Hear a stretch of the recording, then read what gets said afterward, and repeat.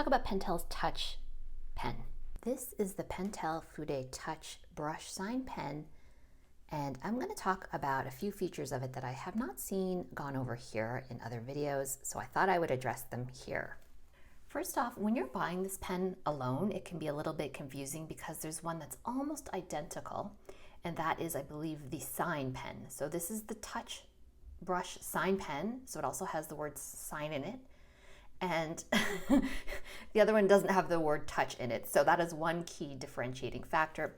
The other is that this has a sparkle, and I'm sorry I'm not in brighter conditions, but this has a sparkle in it. And so that is another immediate way to tell the difference between this one and the other version, which has more of a bullet. The other version has more of a bullet tip, and this one has the more Fude-like brush-like nib. Otherwise, they're pretty much identical. If you see the two of these together, they would both be black, their caps would look the same, the length would be the same, the feel of them is the same. Look for the sparkle, and of course the word touch is a dead giveaway. A couple things that I've seen all kinds of incorrect information about on the internet is whether or not this is a waterproof ink, and it is not. This is a water-soluble, water-based dye ink. So what does that mean? That means if you're sketching and you put water over it, like for instance, if you're into urban sketching or you are someone who does line and wash type paintings, if you wet it, it's gonna bleed, and that's okay too. That's not the end of the world, but that's just a different look. The next thing that no one ever talks about, and I wish someone had told me sooner because I struggled mightily with this pen, is that you can use it unposted. What does that even mean? I did not even know what that means until I started getting into the world of pens, and that simply just means not to stick your cap on the back, which is my lifelong childhood habit, putting this cap on like this. But I found that when you do this, it actually changes the center of the gravity and it makes it harder to work with. So when you use it with the cap off, which is technically called unposted because of course you're taking the cap off. So saying uncapped means taking the cap off. Do you know what I'm saying? Like, I understand that this terminology is getting a bit confusing, but if you use it unposted, which I called uncapped until I learned the correct terminology, it changes the way that it feels in your hand. It's lighter and it's just easier, especially if you have a heavy hand as I do, to get the kind of strokes that you may be looking for. So let's just do a tiny little bit of mark making here. You can get just such a fine upstroke, and then when you press, you get this thickness, and then you go up again, and it really gives you a beautiful variation of line weight that I believe the other Pentel that looks just like this does not give you. It just varies so much, and that is because of this wonderful little nib. So when I was using this, and I just wish no one ever addresses this, and very often when you do see reviews, you can't actually, they're in so tight that you don't even see whether they've got this posted on the back. So I'd been thinking that, it looks like this when you're watching other reviews. I was not realizing till I looked a bit closer that the cap sometimes was off like this, and I was like, oh, they're not using it posted. I wonder if that makes a difference. So I tried it. So here it is posted, and when it's posted, if it's my hand, if it's the weight, I don't know. That doesn't look so bad, but I was really struggling. So I will put a link to, I'm not done yet with the review, but in case you want a closer look, I'm going to put a link to this down below, and I'll also pop that in the comments, and I'll show you the book. Let me just zoom you out here a little bit. I'll show you the book that I've been working in because I'm trying to get into brush lettering. That is kind of the point of all of this. This is a really excellent book if you want to start working in learning brush lettering. It's called Modern Calligraphy, and it's really good. It walks you through everything you kind of need to know. And this was the pen. This is how I ended up with this pen.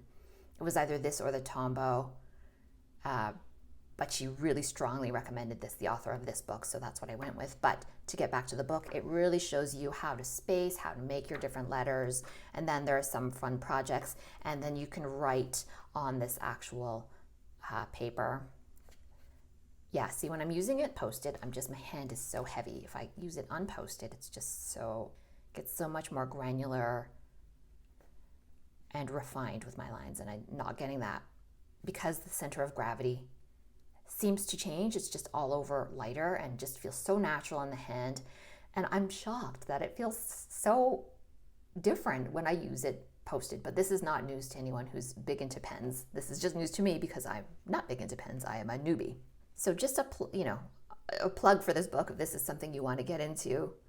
It's just so much fun to ink these, and all you really need is this and this pen, and you can get started, and there are like fun projects in the back. Anyway, I'm not going to go through this whole book, obviously, but I think you get the point. And if you want to look further, again, links in the description and the comment box. And if you like this kind of review, if you could please just drop me a like and consider subscribing, that would be so helpful.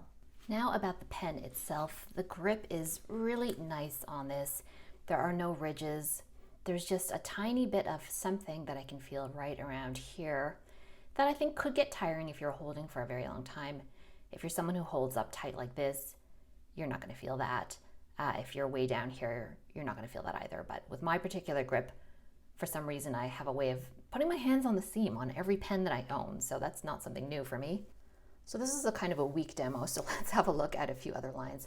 I know I'm casting a bit of shadow here, so please forgive me, but I think you'll see no matter what. So you get so thin, especially if you go more upright than more 45 degrees. You get some variation in character in the lines as well, as you can see. So let's just draw a little something here. You can get it thick, go upwards, get it thin. It's a pretty beginner-friendly pen, but I just wish someone told me to use it unposted. Right, so we can see some lovely differences in the character and the weight of the lines, especially here. Have a look at that. That looks really good. Let's make some thick marks.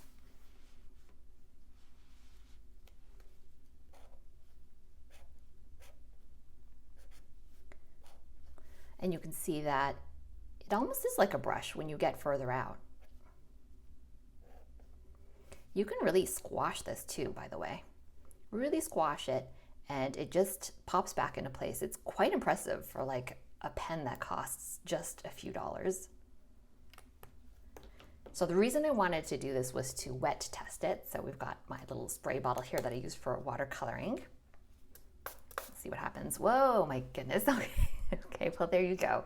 So that, I hope, answers the waterproof test. It is most definitely not waterproof. If there's any question about it at all. Let me show you a drawing that I have made using this pen. Right, normally I would just leave this to dry, but because I want to turn the page, I'm just going to absorb some of this so it doesn't completely ruin and go through these pages. I just want to pick up a little bit of that, as you can see here.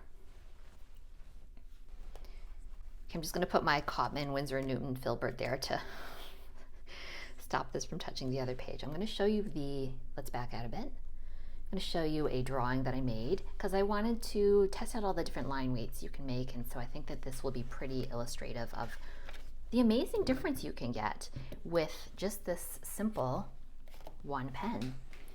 Here we are. This is a Miss Dior perfume illustration that I based using the magazine ad, that's the word I'm looking for, and the commercials based on this Miss Dior perfume. So that's what this is based on, but you'll see here, it gets so thick, and you can get it very thin as well, just by lightly touching. You can just get this amazing variety of line widths. So it's great for brush lettering. It's good for drawing if you want that character, you want that thickness and that thinness, or you want lines that even in the one line you'll have thick and thin, as we looked at back here before we did our wet test. If you want one pen that can do all those different things, look no further than this Pentel Touch Pen. Pentel makes great products. If you want to get into brush lettering, this pen is, I feel like you can't go wrong. That was absolutely great advice. I just wish that someone had told me, or maybe she did and I didn't see it, to use it with the cap not on, aka unposted. It weighs nothing and will feel so natural in your hand compared to when you put it on here like this. That just, it seems silly that such a minor thing would make any difference. And this is literally not something I ever thought about in my life until I started using this pen and really was struggling with the brush lettering. Doing that made all the difference. And then also realizing that it is not waterproof, so it's just not gonna work for me in terms of the watercolor work that I do. I have lots of other videos where I talk about like different watercolor stuff, so if you're interested in going down that rabbit hole with me, I'll link that up at the end of this video. But I don't think it's ever gonna really work when I do that unless I wait for the drawing to be completely dry. It's not a go for me in that regard. I have other just like fine liners that I prefer. But this has a unique place in my arsenal of pens. I also have a little pen review where I talk about this and some others, just a mini pen review in my collection. I will link up that video for sure, because if you're into pens, maybe you want to see that. I mean, if I can just see if I can just quickly find the tester page. Yeah, so you'll see me test all these different pens, including this one, in that video. And so I did this in that, it's not a tutorial, in that review as well. After I did this, then I was just fiddling around making some garden sketches. Again, here's my sad attempt at brush lettering. But look how light you can get this. I mean, I drew this bird and these flowers just using a really light touch. And when you press down hard, you get this amazing variation. I've never used these pens until I bought this. They were just not on my radar because brush lettering is completely new to me, as are Fude pens. All right, I'm going to leave the review off there. I hope this was helpful. If it was, give it a like. And well, I hope we see you on another video. Thanks for spending your time here with me.